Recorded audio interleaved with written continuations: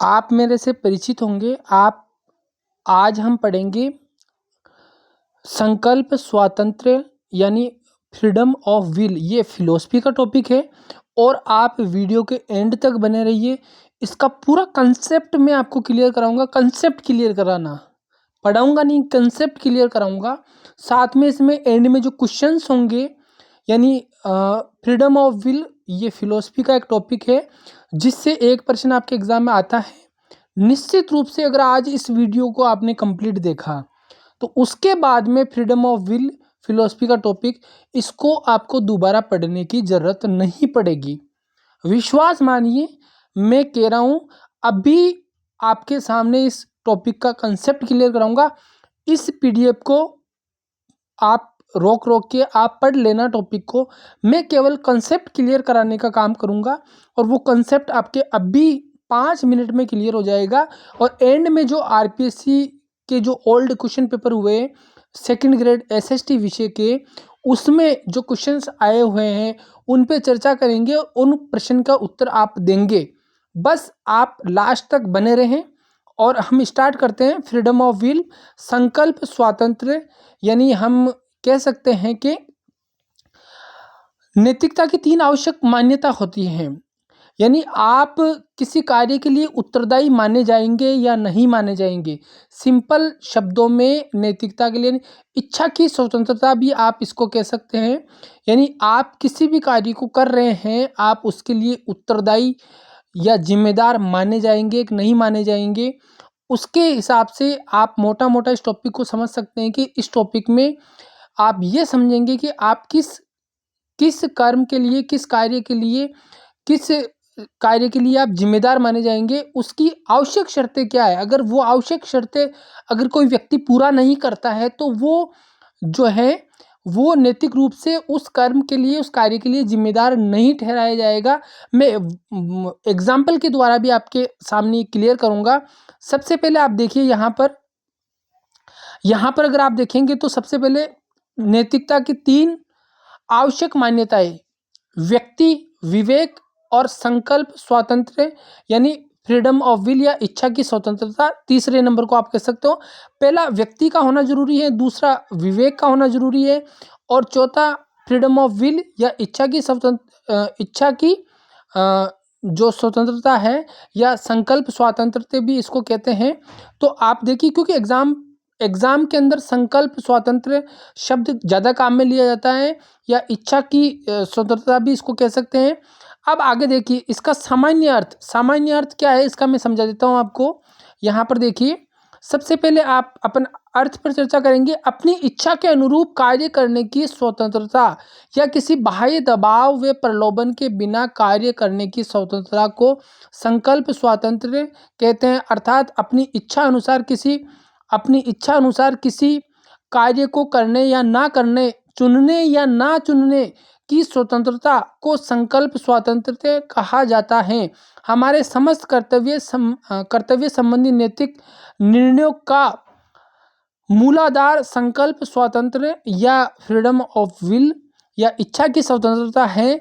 यहाँ पर अब मैं आपको सामान्य अर्थों में समझा देता हूँ। यानी यहाँ पर एक लाइन और पढ़ लेते हैं। संकल्प स्वातंत्र्य के अभाव में किसी मनुष्य को उसके कर्मों के लिए नैतिक रूप से उत्तरदायी नहीं माना जा सकता है। देखो, अब मैं आपको सामान्य रूप से समझा देता हूँ। अगर कोई भी व्यक्ति है, अगर उसमें यानी आपको फ्रीडम ऑफ विल यानी किसी भी कार्य के लिए आपको जिम्मेदार कब ठहराया जाएगा, जब सबसे पहले तो आप में कर्म करने की क्षमता, किसी भी व्यक्ति में कर्म करने की क्षमता या सामर्थ्य, यानी कोई भी व्यक्ति है XYZ किसी को भी ले लीजिए और उसमें कोई भी कार्य करने की क्षमता, जैसे उसको कार चलाना आता है तो उसकी कार्य करने की क्षमता है, कार चला सकता है वो, ठीक है।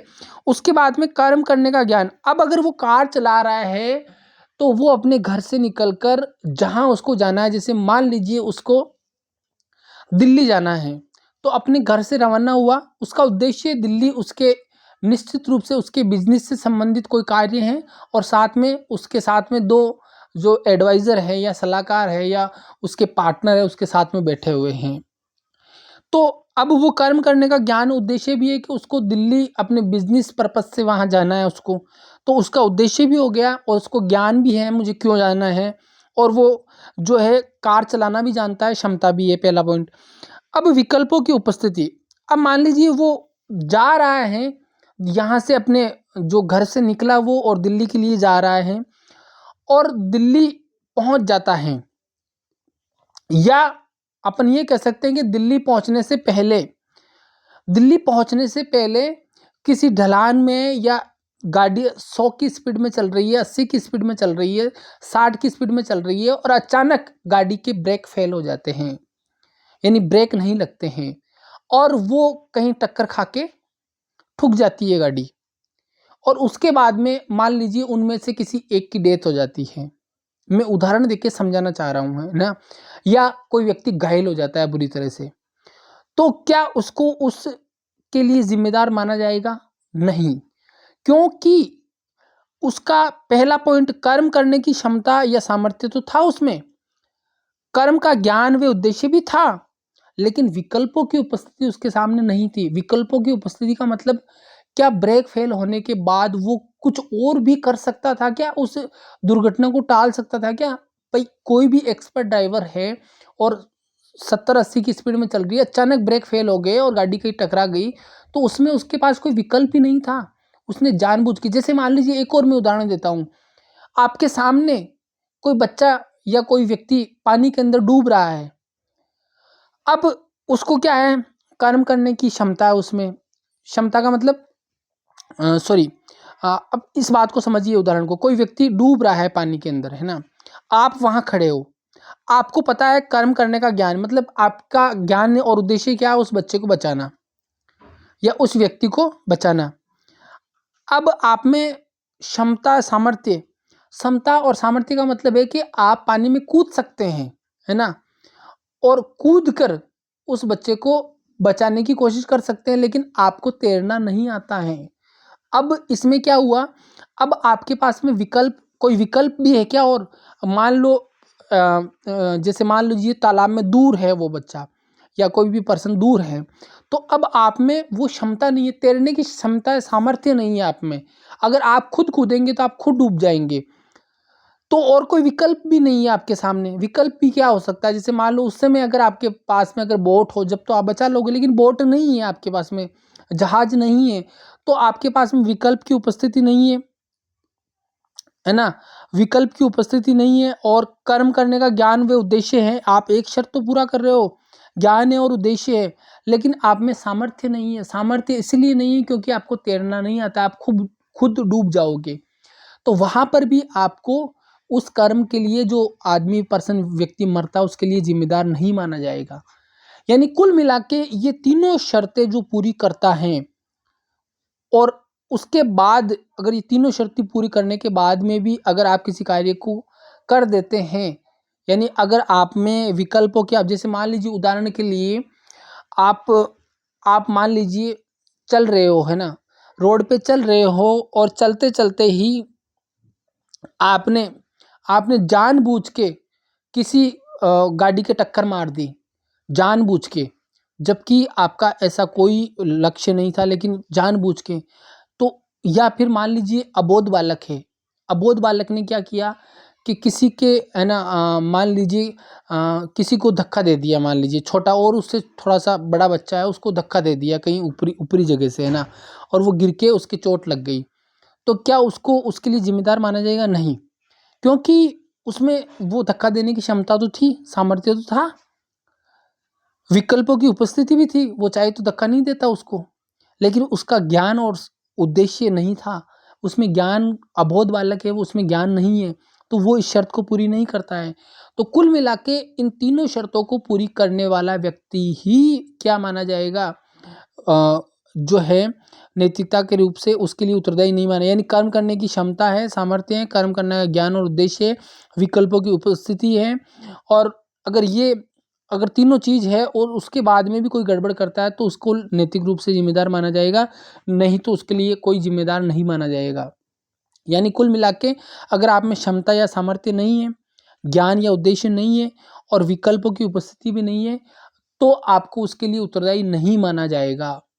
लेकिन अगर तीनों में से अगर आपके पास में ज्ञान और उद्देश्य है, उसके बावजूद भी आप कोई कर्म ऐसा कर देते हैं जिससे कोई हानि हो जाती है, तो आप नैतिक रूप से जिम्मेदार माने जाएंगे। जहाँ तक मैं समझता हूँ ये टॉपिक आपके क्लियर हो गया होगा। उसके बाद में सीधा मैं इसमें आप इसको पॉज कर करके पढ़ लेना। मैं स्लाइड को थोड़ा सा धीरे धीरे ले चलता हूँ। यहाँ से अपन ने शुरू किया था, यहाँ से, और यहाँ से मैं धीरे धीरे इसको ले चल रहा हूँ, और लास्ट में अपन सीधे क्वेश्चन पे चर्चा करेंगे, और उसके बाद में आप जो है उसके आंसर देते जाना, क्योंकि मुझे विश्वास है कि आप अब आंसर देने में सक्षम हो पाएंगे। तो नेक्स्ट अपन चलते हैं। आप पूरा पढ़ लेना है इसको पॉज करके, क्योंकि लंबा हो जाएगा वीडियो, इसीलिए अपन नहीं पढ़ रहे हैं इसको। जो मूल बात थी वो मैंने समझा दी, बस इसको पॉज करके आपको पढ़ना है, पढ़ लेना। कोई नोट्स मंगवाना चाहता है तो वो मेरे से संपर्क कर सकता है। मेरे कॉन्टैक्ट नंबर 9887121369, और मैं उसका प्रोसेस आपको बता दूंगा। जो भी सेकंड ग्रेड की तैयारी कर रहे हैं, फर्स्ट ग्रेड की तैयारी कर रहे हैं, रीट की तैयारी कर रहे हैं, निश्चित रूप से वो मेरे चैनल टारगेट विद सुरेंद्र से जुड़ सकते हैं। यहाँ पर एग्जाम्पल भी दिए हुए, आप इसको पूरा पढ़ना, और उसके बाद में आप जो है कहने का मतलब है इसके क्वेश्चंस अपन करेंगे, और आप भी कोशिश करना कि इसके क्वेश्चंस आप इसको पढ़ने के बाद में ही करें, क्योंकि वीडियो को आप बीच में पॉज कर सकते हैं। और निश्चित रूप से मुझे ये विश्वास है कि ये आपको टॉपिक समझ में आया होगा, और समझने के बाद में किसी चीज़ को न तो याद करने की ज़रूरत होती है, और ना ही किसी को रटने की ज़रूरत होती है, न ही उसको रिविज़न करने की ज़रूरत होती है, क्योंकि आपने समझ लिया उस चीज़ को। तो समझने के बाद में केवल अपने को उसका कंसेप्ट समझ में आ गया, तो उसके कैसा भी प्रश्न पूछा जाएगा आप कर दोगे, मुझे विश्वास है अभी करोगे आप, है ना। देखिए यहाँ पर आरपीएससी में पूछा गया प्रश्न है, संकल्प स्वातंत्र्य की अनिवार्य शर्तों में क्या शामिल नहीं है। मैंने क्या बताया था, अनिवार्य शर्तों में क्या शामिल नहीं है, तो शामिल है वो बताना है आपको। क्या क्या शामिल है, कर्म करने की क्षमता, ये बिल्कुल आपको पता है शामिल है या नहीं है, आप मन में विचार कीजिए। ज्ञान और उद्देश्य, आप विचार कीजिए। न्याय का आचरण, विचार कीजिए। विकल्पों की उपस्थिति, तो इसमें सीधा सीधा है, कर्म करने की क्षमता होनी चाहिए, ज्ञान और उद्देश्य होना चाहिए, अभी पढ़ा अपन ने, और विकल्पों की उपस्थिति होनी चाहिए, यानी ए बी और डी। तो इसका आंसर क्या हो जाएगा, ए और बी, ए बी डी। यानी अगर एग्जाम में ये प्रश्न दोबारा से अगर पूछा जाता है, तो आप इसको बिना सोचे समझे ए बी डी इसमें सीधा ढूंढिए, ए बी डी किस ऑप्शन में है, तो ए बी डी पहले ही ऑप्शन में है, तो इसका आंसर ये हो जाएगा। बहुत आसान क्वेश्चन आरपीएससी का पूछा हुआ है, न कि मेरा बनाया हुआ है। उसके बाद में है ये प्रश्न आपके सेकंड नंबर का, संकल्प स्वतंत्रता की नैतिकता की महत्वपूर्ण मान्यताएं, इस संदर्भ में कौन सा कथन सही नहीं है। यानी जो फ्रीडम ऑफ विल है उसके महत्वपूर्ण मान्यताएं हैं, उस संदर्भ में कौन सा कथन सही नहीं है। व्यक्ति को अपने कर्मों के लिए उत्तरदायी ठहराना, पहला ऑप्शन। मनुष्य का प्रत्येक कर्म नैतिकता की परिधि में है। विभिन्न विकल्पों के बीच चुनाव करने की अनुमति देना, अपने विवेक का उपयोग करने की अनुमति देना, अपने विवेक का उपयोग करने की अनुमति देना। यानी व्यक्ति को, पहला ऑप्शन है, व्यक्ति को अपने कर्मों के लिए उत्तरदायी ठहराना। मनुष्य का प्रत्येक कर्म नैतिकता की परिधि में, मनुष्य का प्रत्येक कर्म नैतिकता की परिधि में। तीसरा ऑप्शन है, विभिन्न विकल्पों के बीच में चुनाव करने की अनुमति देना और अपने विवेक का उपयोग करने की अनुमति देना। यानी ये पूछ रहा है कौन सा कथन सही नहीं है, यानी एक कथन गलत है। तो क्यों, क्योंकि जो फ्रीडम ऑफ विल है, नैतिकता की महत्वपूर्ण मान्यता है, और इस संदर्भ में कौन सा, यानी आप इसमें से जो है नैतिकता की महत्वपूर्ण मान्यता है और उस मान्यता में क्या चीज़ शामिल नहीं है, उसका आंसर देना है। तो व्यक्ति को अपने कर्मों के लिए उत्तरदायी ठहराना, मनुष्य का प्रत्येक कर्म नैतिकता की परिधि में है, विभिन्न विकल्पों के बीच चुनाव करने की अनुमति देना और अपने विवेक का उपयोग करना। आप इसका आंसर सोच लीजिए। मैं जहाँ तक, क्योंकि देखो मैंने भी इसका आंसर नहीं देखा, लेकिन लास्ट में आंसर बताऊंगा इसका आपको। जहाँ तक मैं सोच रहा हूँ, क्योंकि मैं जहाँ तक सोच रहा हूँ इसका आंसर होना चाहिए सेकंड नंबर का। एक बार आप भी विचार कीजिए, और उसके बाद इसका लास्ट में वीडियो के एंड में इसका आंसर देख लेंगे अपन। उसके बाद में कौन सा कथन संकल्प की स्वतंत्रता के साथ सामंजस्यपूर्ण है। कौन सा कथन सामंजस्यपूर्ण, हमेशा ध्यान रखिए सामंजस्यपूर्ण का मतलब है उससे रिलेटेड, उससे रिलेटेड किसी भी कर्म को, पहला ऑप्शन है किसी भी कर्म को करने या ना करने का करने का चुनाव में कर सकता हूँ। बिल्कुल ये इसका सामंजस्यपूर्ण यानी इससे रिलेटेड है, चुनाव में कर सकता हूँ, करने या नहीं करने का, है ना। बाह्य परिस्थितियाँ मेरे कर्म के चुनाव को प्रभावित करती हैं। बाह्य परिस्थितियाँ, ये भी आपके सेकंड नंबर का ऑप्शन है। और तीसरा है जो कुछ भी घटित होता है वह मेरी नियति है। और उसके बाद में चौथा ऑप्शन है मेरी सामाजिक स्थितियाँ मेरे कर्म के चुनाव को निर्धारित करती हैं। तो निश्चित रूप से इसमें सामंजस्यपूर्ण है, एक कथन सामंजस्यपूर्ण है, किसी भी कर्म को करने या न करने का चुनाव मैं कर सकता हूँ। बिल्कुल आप चुनाव कर सकते हैं, यानी विकल्पों की उपस्थिति, ये घुमा फिरा के क्वेश्चन दिया, इसका आंसर होगा पहला। बाकी तीन आपको कंफ्यूज करने के लिए दिए हैं। चौथा प्रश्न देखते हैं, संकल्प की स्वतंत्रता के लिए निम्न में से क्या अनिवार्य नहीं है। क्या अनिवार्य नहीं है इनमें से, जो चीज कंपलसरी है वो, यानी क्या क्या शर्तें होनी चाहिए। कर्म करने की क्षमता या सामर्थ्य, पहला ये शर्त होनी जरूरी है। संविधान द्वारा प्रदत्त स्वतंत्रता का अधिकार, ये कहीं पढ़ा है क्या आपने। कर्म का ज्ञान, ज्ञान भी होना चाहिए, उद्देश्य भी होना चाहिए और विकल्पों की उपस्थिति भी होनी चाहिए। इसका मतलब सेकंड नंबर का जो आंसर है वो अनिवार्य नहीं है, यानी इसका आंसर ये हो जाएगा। जहां तक मैं समझता हूँ आपको समझ में आ गया होगा। आंसर देख लेते हैं, पहला, दूसरा, तीसरा, चौथा, यानी शुरुआत के जो तीन हैं उसमें एक एक नंबर का आंसर है और लास्ट में 2 नंबर का, लास्ट का 2 नंबर का आंसर मैंने बता दिया, चौथे नंबर का, और शुरू वाले में एक एक है ना। तो इसमें भी देखो अपन ने एक ही पढ़ा था पहले नंबर का, और दूसरे वाले में भी एक ही व्यक्ति को अपने कर्मों के लिए उत्तरदायी ठहराना। तो इसमें अपन दो सोच के चल रहे थे, लेकिन ठहराना है ना, क्योंकि देखो इसका आंसर सही है। नैतिकता की महत्वपूर्ण मान्यता, इस संदर्भ में कौन सा कथन सही नहीं है। व्यक्ति को अपने कर्मों के लिए उत्तरदायी ठहराना, सीधा ही उत्तरदायी मनुष्य की नैतिकता की परिधि में उत्तरदायी ठहराना, क्योंकि देखो निश्चित रूप से संदर्भ पूछ रहा है, तो ये संदर्भ का मतलब हुआ कि फ्रीडम ऑफ विल है, उसको आप किस रूप में देखते हैं। एक तरह से व्यक्ति को उसके कर्मों के लिए उत्तरदायी ठहराना, इस रूप में देखते हैं। बाकी तीन तो इससे, है ना, आपको केवल कंफ्यूज करने के लिए दिए, क्योंकि इसकी शर्तें वगैरह नहीं पूछी है।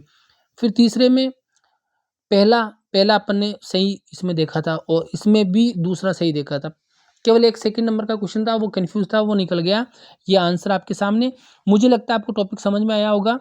आप RPSC second grade, RPSC first grade और रीट की तैयारी कर रहे हैं, चैनल से जुड़ सकते हैं। वीडियो पसंद आए लाइक और शेयर करें। धन्यवाद।